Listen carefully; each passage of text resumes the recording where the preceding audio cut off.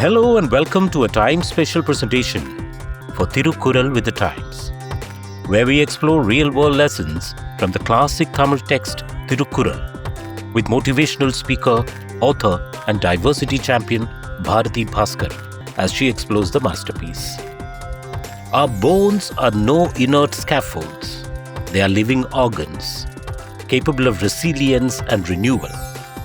Learning to stand upright gave the human species a new perspective, literally and metaphorically.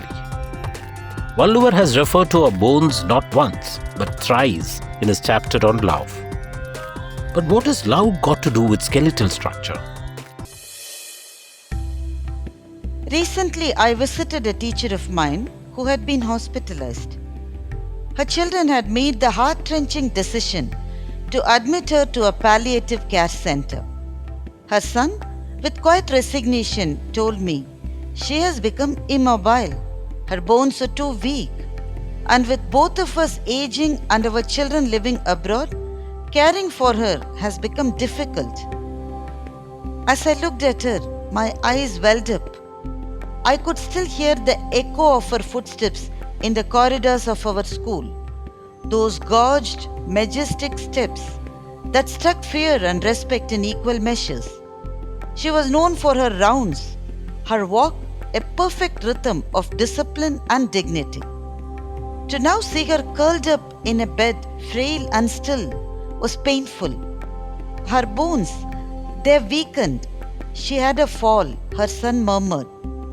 My mind wandered back to her voice as she brought Shakespeare to life for us.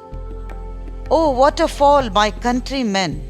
When Caesar fell, it was you and me and everyone fell. How strange that those words, once recited with such power, now felt like a prophecy. As people live longer, we seem to be shifting our gaze from lifespan to health span.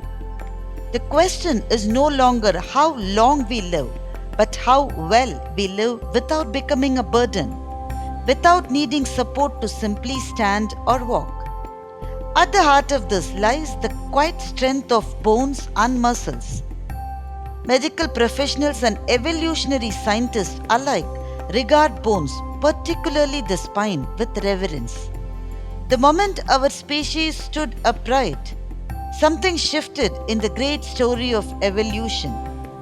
This feat, known as the bipedalism, freed our hands for creating tools and crafting civilizations. It gave us a new perspective, literally and metaphorically. Our skeleton does far more than giving us a shape. It shields, supports, and enables. Bone is no inert scaffold. It's a living organ, made of both resilience and renewal. Collagen and calcium come together to form structures that bend and bear, that protect and propel. And unlike what many think, bones are not static. They are in a constant dance of regeneration, replacing themselves every decade, keeping us upright, quite literally, in body and spirit. Stand, walk, climb. Health experts say these three simple acts are the best way to keep bones from quietly withering. What I find deeply poetic is that Thiruvalluvar, the sage of profound brevity, refers to bones not once but thrice in the same chapter on Anbu, that's love. This wasn't poetic convenience. The rhyme of Anbu, which is love, and Enbi, which is bone, is not the reason. It is the resonance that matters. Valluvar, the master craftsman of thought, equated bones to the soul's scaffold, much like love gives shape and meaning to human existence. The unloving belong only to themselves, but the loving belongs to others, to their very bones, in Kural 72. Commentators often draw on the table of Rishi Dadichi, who gave up his bones to forge the divine weapon of Vajra that defeated evil. The very design of India's Paramveer Chakra, our highest military honor, bears the mark of this ultimate sacrifice. It reminds us that bones, when offered in love, become symbols of unyielding strength. In another verse, Valluvar says, "The throb of life is love.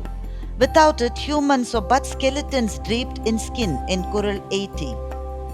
And my favorite couplet, "Enbi Ladhanai veyyilpolak kaayume, Anbi Ladhanai Aram." Just as the sun scorches the boneless creature, so does virtue burn those without love. Here he paints a haunting image, a boneless creature like a worm, just writhing under the harsh sun, symbolic of those without love being consumed by the very ethics they fail to uphold. In his verse, ethics is not a code, it is the omnipotent God that can distract, and love is the only shelter. As I sat beside my teacher, soon to be left in the care of strangers, I could not help but wonder, are we slowly becoming a spineless society, one that cannot bear the weight of its own elders who once bore us on the shoulders? Have we let love become so brittle that it fractures under the demands of convenience? Then it occurred to me that perhaps that is the reason Valluvar has tried to connect bones and bonds, not once but thrice, in his chapter on love.